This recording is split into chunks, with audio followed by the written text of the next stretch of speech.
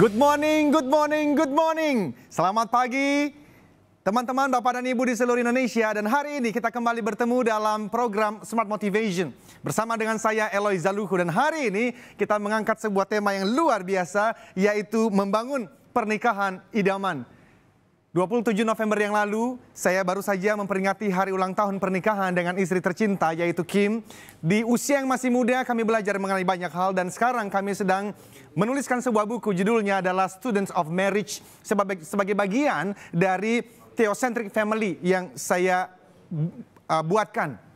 Dan hari ini saya akan memberikan beberapa kalimat yang untuk Anda dan saya boleh pikirkan sama-sama. Ini kalimatnya. Pernikahan adalah sebuah operasi di mana keangkuhan seorang wanita, yaitu istri, dan egoisme seorang laki-laki, yaitu suami, dicabut dan dipotong tanpa menggunakan obat bius. Sekali lagi dengarkan baik-baik. Pernikahan adalah sebuah operasi di mana keangkuhan seorang wanita, yaitu istri, dan egoisme seorang laki-laki, yaitu suami, dicabut dan dipotong sampai ke akar-akarnya tanpa menggunakan obat bius. Itulah sebab sebelum saya menikah, seorang sahabat pernah berkata, Eloy, kalau kamu mau merasakan surga di dunia atau merasakan neraka di dunia, mudah saja. Lalu saya bertanya, gimana caranya bro? Dan dia mengatakan begini, menikah saja. Mari kita lihat fakta tentang pernikahan dan keluarga di Indonesia yang sudah kita lihat di beberapa berita sebelumnya. Setiap tahun lebih dari 1.000 pasang bercerai di Gunung Kidul. Apa pemicunya? Itu yang perlu kita lihat. Setiap bulan bisa terjadi 300 kasus perceraian di Bandung, Jawa Barat. Dan bahkan kalau kita lihat, ini di Detik.com, hampir 500.000 orang bercerai di Indonesia sepanjang 2018. Pertanyaannya, mengapa begitu sulit untuk kita membangun pernikahan idaman? Termasuk saya pun mengalaminya di usia pernikahan yang baru 11 tahun. Tetapi saya tahu sekali bersama dengan istri, kami bergumul luar biasa. Bagaimana caranya? Mengapa begitu sulit? Saya akan memberikan sebuah kisah yang menolong kita dan kemudian membangun pernikahan untuk Indonesia yang 10 kali lebih baik. Friends, diceritakan ada seorang pemain biola terbaik dunia yang melakukan sebuah pertunjukan konser, dan Anda mendapatkan undangan terhormat untuk Anda datang dan bahkan diberikan tempat di depan untuk menonton, dan Anda terkagum-kagum dengan kehebatannya. Tak terasa 2 jam berlalu dan pertunjukan pun selesai. Semua orang bertepuk tangan, berdiri, memberikan penghargaan.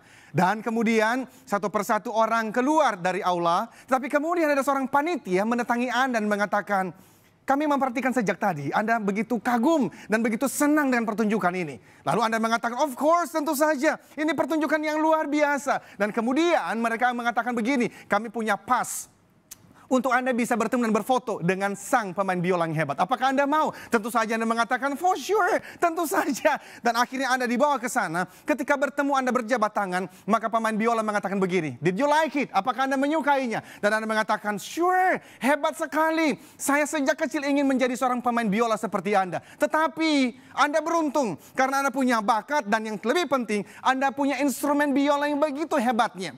Jadi, di mana Anda membeli biola ini? Karena kalau saya punya, saya pun pasti akan menjadi pemain biola seperti Anda. Apakah itu yang Anda akan katakan? Tentu saja tidak. Oleh karena Anda tahu, seorang pemain biola terbaik, musisi terbaik, atlet terbaik, itu tidak didapatkan begitu saja. Bukan hanya bicara bakat, tetapi latihan setiap hari, selama bertahun-tahun. Jadi ketika Anda mengatakan demikian, Anda sebetulnya menghina pemain biola yang hebat ini. Oleh karena apa? Sekali lagi, menjadi pemain biola, menjadi seorang musisi, menjadi seorang politisi, menjadi seorang guru, motivator terbaik, itu tidak didapatkan begitu saja. Butuh latihan setiap hari. Nah sekarang, coba bayangkan kalau Anda itu juga mendapatkan undangan untuk menghadiri ulang tahun pernikahan ke-50. Dari sepasang suami istri, dan ketika Anda tiba di sana, Anda melihat mereka ya di usia yang sudah lanjut, tapi masih begitu bahagia. Melihat pasangan seperti waktu masih remaja, saling mencintai. Apakah Anda akan menyelami mereka dan berkata, selamat ibu dan bapak, atau opa dan oma, Anda beruntung sekali karena menemukan belahan jiwa. Seandainya saya juga menemukan belahan jiwa seperti Anda, saya pasti punya pernikahan idaman. Apakah Anda mengatakan demikian? Tidak. Oleh karena Anda tahu, untuk bisa punya pernikahan idaman, Itu tadi seperti yang sudah disampaikan di awal.